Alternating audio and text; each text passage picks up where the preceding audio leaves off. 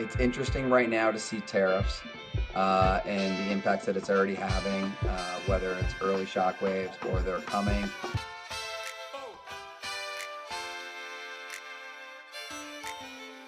I mean, like every time I go to the big city, when I go to New York, when I go to LA, I'm always just in awe of some of the developments that they have that we just don't always see that caliber of home in Michigan and some of these smaller markets where I know a lot of people are listening. So I wanted to bring someone on the show today who could give us some expertise on transitioning like that big city Lux development style to normal markets. So today I have the pleasure of talking to Andrew McCarthy. He's the CEO of Freshwater Development. I mean, and this guy has done it all. He's overseen over $4 billion in real estate development projects across New York, the Midwest. And now he's actually in my backyard. He's in Traverse City, Michigan, where I actually have an office. Usually my guests don't have offices in my area. So Andrew, welcome to the show today. Thank you for having me on. I appreciate it. So I just want to kind of get started. Walk us through where your development and real estate experience comes from, because I know it's very different from kind of like how a traditional real estate agent or broker would operate, and very different from an experience standpoint of what you're bringing to the table. Yeah, so I think for our company, we are very much a design-driven development company. What that means is we focus on the design up front, and we also focus on the construction and the execution of that design. And as owner and developer, we're able to see the process holistically from start to finish. Some of the benefits that come out of that are we feel that the quality of what we build should be at the highest standards. We try to hold ourselves to that, and through the way that we develop from acquisition through disposition, we're able to really have a strong hand and control that process. I like that. So, I mean, from the basic part of it, I mean, when someone wants to build a property or develop a great piece of land, they're usually they're buying land from someone, they're working with an architect, they're working with a builder, they're working with a designer, they're working with like 10 different people. But with you guys, they're really working with just one company. Is that correct? Yeah, it is. So up front, we'll do the acquisition. So we'll go out and source and buy whether it's a piece of land or it's a building. And if we buy a building, it's whether we demolish it or we rehab it and repurpose it. And then we'll start immediately on the design process. So we'll start, usually even before we close, we'll meet with the city agencies involved, zoning administration, make sure that our business plan will be approvable and that it's feasible. And then as we get close to closing, we'll usually start the design process, which gets a little bit more granular into schematic and design development. So for us, high-end residential is our focus. Early on, we'll start to do some massings of the building and understand what the site can hold from a zoning and massing standpoint and a contextualization point of view. And then as we start to get through the design process, we'll actually get down to everything into the unit layouts, and then we'll do the interior design ourselves, all the way down to the plumbing fixtures, the finishes, what type of wood floors that we use, what type of millwork details that we have, custom cabinetry, and then we'll build it as the general contractor. So we'll manage that entire process to completion. And Well, then, I think too, like I think that's a really great approach, especially in 2025. Like most people who are buying homes of that caliber, they're really shopping for convenience. And so you're providing that kind of one-stop shop outfit for anyone looking for, a brand new property in a cool area.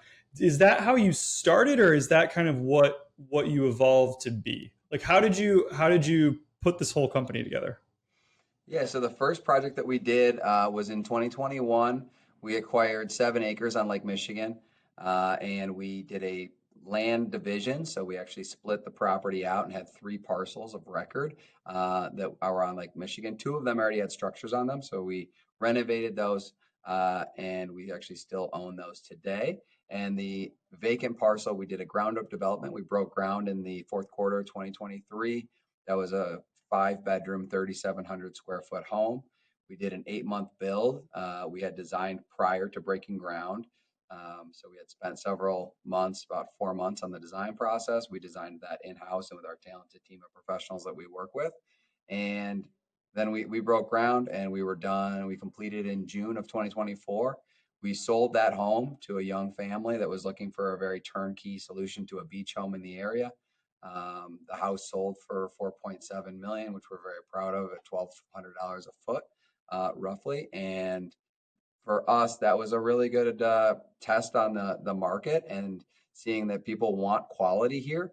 They want something that is custom and has been thought through every detail and something that they can move right into. That home was sold furnished, and we have a lot of relationships with, furnishing companies and did all the interior design ourselves. So, I know you mentioned when we were chatting before, but I mean, a lot of your experience after school came from working on some pretty big high rises, like literal skyscraper condo developments in New York. How did you find little old Traverse City, Michigan? And I guess like what advice would you give to like a real estate developer in another area that was looking for new areas that could be opportunities? Because there's places all over the country, all over the world, and how do you know where there's a need for where you're going to be a good fit and where there's obviously money to make? Sure. I grew up in Grand Rapids, Michigan, and went to school in Ann Arbor, and then moved to New York and lived there for 15 years. Um, Traverse City has always been a place that we've spent summers at. It was kind of a sleepy beach town when I was growing up a very long time ago. And I started to travel back and forth from New York to Traverse City, and the flights are direct there, so it's not about an hour and 45 minutes. And slowly started to spend more and more time and understood the market a bit and started to see the growth and a lot of the growth that was stemming from the airport and the accessibility to other major hubs like Boston, DC, South Florida, Houston, different parts of Texas, California. And for me as a developer and thinking about some of the climate migration that's happening, and perhaps we're on the very early side of that, and just some of the fact where people enjoy spending time on the Great Lakes region. Traverse City is a fantastic city. There's a lot of arts, culture, restaurants, uh, and retail and things to do. And it's been growing. There's been a lot of public money that is going to fund the airport expansion that's happening next year. I believe they break ground and they're going to, increase the size of the airport by 30 to 40%. There's been a lot of infrastructure work downtown Traverse City, which has been very beneficial to the parks, recreation. And I think that growth for me as a developer and starting to align some of our interests with residential development at scales, both small boutique urban scale, but also single family waterfront homes. That resonated with me. It's also a place where I personally enjoy spending time and my family lives here. And yeah, it's been a It's blast. so interesting. Like you mentioned studying those flight patterns, and I find that fascinating because if you're in New York City, you got to think of like where people are primarily buying their vacation homes. And if you think about anything that's a 2 to 4 hour drive away that fits the criteria of on water, near water, cute, homely downtown area, all if I have to guess here, but I imagine that all those homes are in the $2+ million range. I'm assuming that there's not a lot of lakefront, waterfront affordability within a 2 hour drive of Manhattan because if there was, those would all be taken at a very high price. So you look at like the fact that you can get a flight for $300, you can be there in 2 hours. That's a pattern that a developer could study anywhere in the country because it's not just Traverse City. That's not going to be a direct flight for everyone, but that mentality I think could make sense for everyone. Would you think that to be the case? Yeah, and I think putting some numbers. So if you're in New York and you're gonna spend, drive for 2 hours, you're probably gonna end up in Long Island, which may put you at Southampton or West Hampton, East Hampton, Montauk, and those homes, just the parcels, those homes themselves are 10 to 15 or more million dollars. The land is typically for a 50 foot or a 100 foot parcel is typically $4 million, $3 million, $5 million. So the cost benefit analysis of coming to Traverse City, where yeah, you hop on your flight, it's direct 2 hours. The airport's 10 minutes from the beach. Is a really interesting cost benefit analysis. And if you go up the eastern coastline and you think about Boston, people typically vacation in Cape Cod. Cape Cod's real estate valuations are not so dissimilar from the Hamptons. If you're in DC, there's a lot of areas, Dewey Beach and areas in Delaware and areas that people travel, and it's also very expensive. So I think looking at some of the vacation areas around the East Coast makes it, a cost benefit analysis for that buyer. Those are all beautiful areas. One is not necessarily better than the other, but if someone has an affinity or love for the Michigan and being on Lake Michigan, it can be a very it can be you can have quite a bit of land and water frontage at a very good price. One thing too, there's the big thing for developers to remember, and it's when you're thinking about what area, people aren't necessarily searching for your city. They're searching for a city that has certain, or an area that has certain attributes, right? So they want to be 25 minutes from an airport. They want to be in an area that's safe. They want to be in an area that's relaxing, good air quality, decent dining options, decent recreation options. They don't necessarily care that it's one specific city unless they have family there, right? So when you're looking to make that analysis, I really like your research and mathematics based approach. What other when you're so like we've selected the area. Now when we're trying to figure out like what type of housing stock to build or how many bedrooms, bathrooms, what type of lot to select, like how are you making those decisions for those spec type opportunities where you don't necessarily have a specific buyer, but maybe you have a buyer in mind, like a Mhm. buyer persona in mind? Yeah, first, very cautiously in um, in an opportunistic market and a growing market like Traverse City, very cautiously because, like you say, we are using data points, and we're also just using our intuition and our gut. So there's those are for all those reasons, I think I believe that Traverse City is a fantastic place to be. Now, when we look at site selection, we're typically looking at corners here in prime A corners downtown Traverse City, either on the water or adjacent to the water. The board members Can you will elaborate? also When you say you're looking at corners, what does that mean? corner. So when we look at a corner parcel instead of an infill parcel, means for us that you have light and air on two or three Hmm. sides. Most often you have it on three sides here, the way that the blocks and lots are oriented. And an infill parcel is a parcel between two buildings. So you're going to have light and air only on two sides. So when you lay the actual footprint of that building out, when you have light and air on three sides, you now have the ability to get bedrooms across three sides of a building, three exposures versus maybe just bedrooms in the back and you're living in the front. So you're fixed then in the middle of your building. You need to figure out in an infill how you activate that space, how you use that square footage efficiently. Where when you have the corner, you have three sides of light and air. So we take that very seriously. We think it's a big risk mitigator for us, and we are only focused on corners at the moment. So both of our current developments are on them. And that's a big piece, and also proximity to the natural resources. So that's for us, obviously the beach and waterfront is the primary focus, but also trailheads and other areas where people can cross country ski, bike, hike. That's another major focus to us, and also fantastic retail, shopping, restaurants.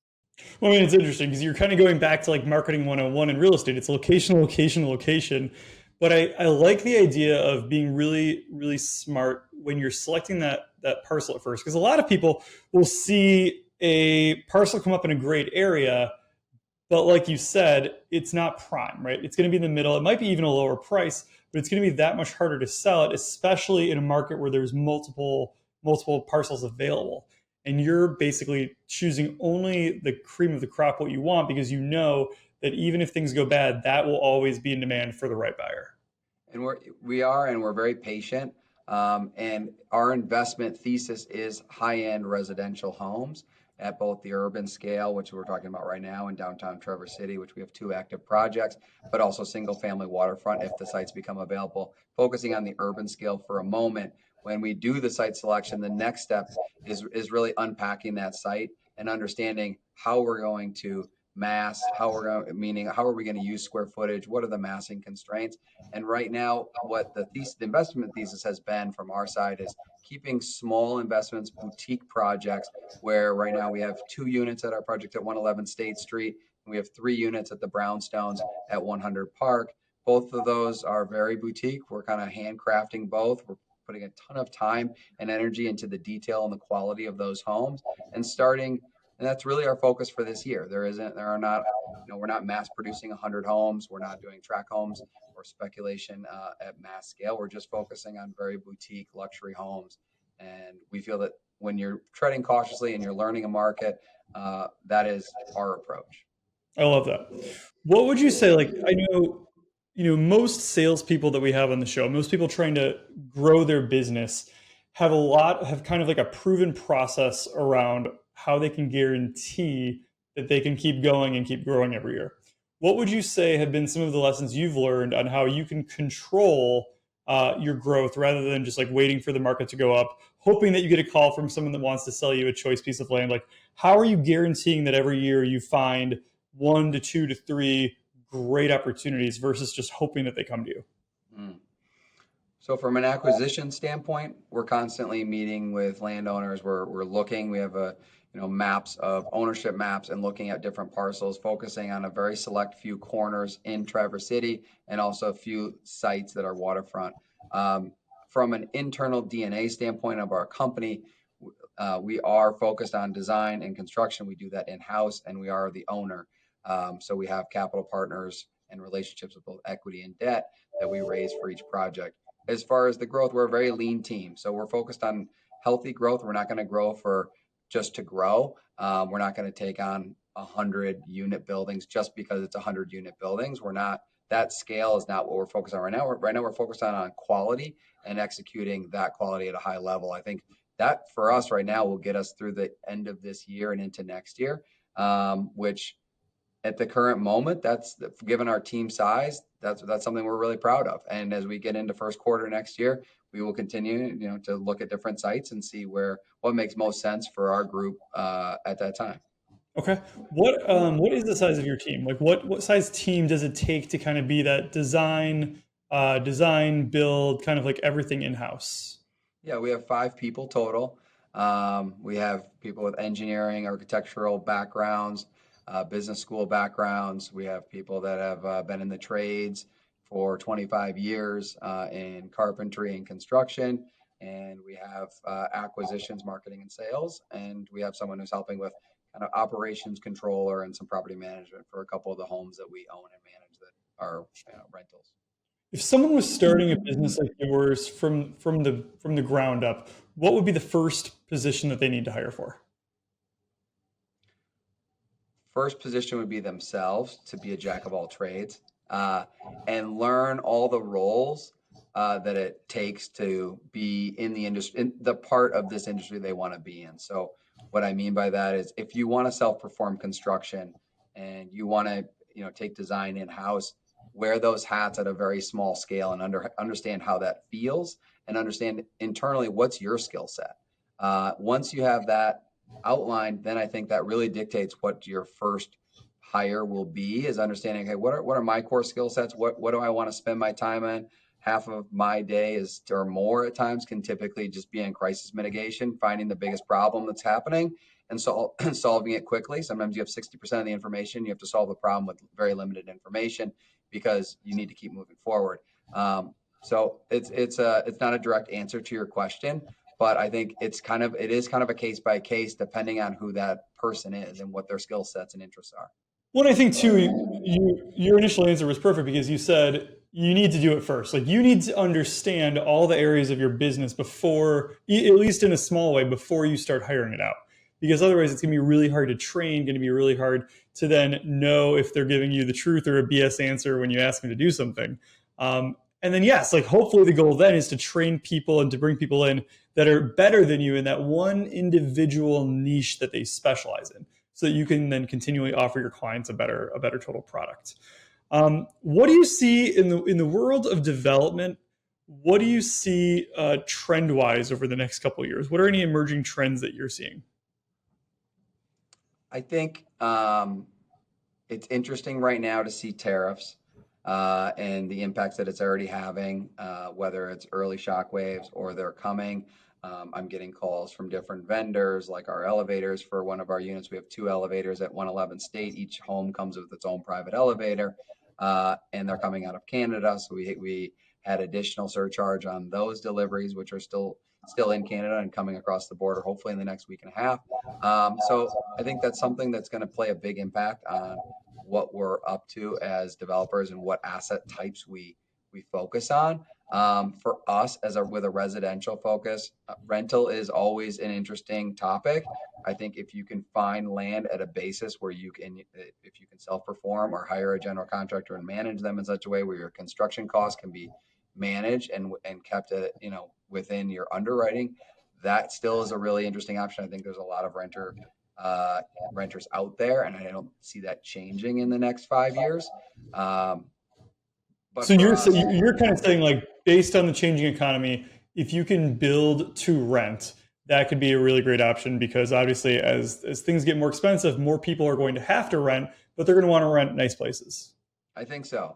That's something that we're seeing, but I think the biggest challenge with rental is either there's a public-private partnership of some sorts, there are TIFs or grant funding or incentives that can help developers build rentals, or construction costs come down, which has been, I think, one of the biggest challenges since the pandemic and even going into the pandemic, is they haven't really come down at all.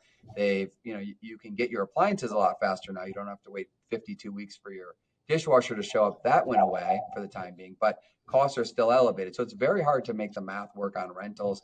I think that residential home, for us, luxury residential, we see that as an area that we're still very focused on, because what we're trying to do is build a product that is a white glove service. We don't disappear after you move in. We're there to help you. We do millwork. We do whatever it needs, that home buyer needs to make that house their home.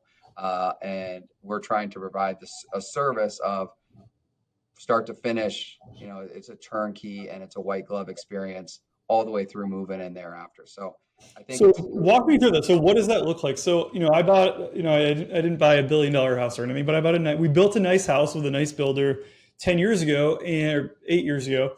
And after we built it, we moved in. Yeah, they came in, they checked in 4 months later to like do any touch ups. But like, what type of white glove service are good developers offering right now to their clients? Because that, for me, as like a guy that's not very handy, like, and I love what I do, but I don't want to be in there fixing my house. What types, like, that would be a huge value add. So like, what types of things are you doing white glove wise after the close, when most so people would expect you to go away and you're not, obviously. Yeah, so we try to make it a seamless transition. A lot of our buyers are not local. The example is the home that we sold last June. For that buyer, we offered snowplow service, landscape service for the first year. Trash service we managed for them, and it had to go to the end of the long driveway, so we found a solution for them there. They needed little millwork things, some millwork details, some shelves, a dog gate built out of the same white oak that we used in the ceiling and the wood slats.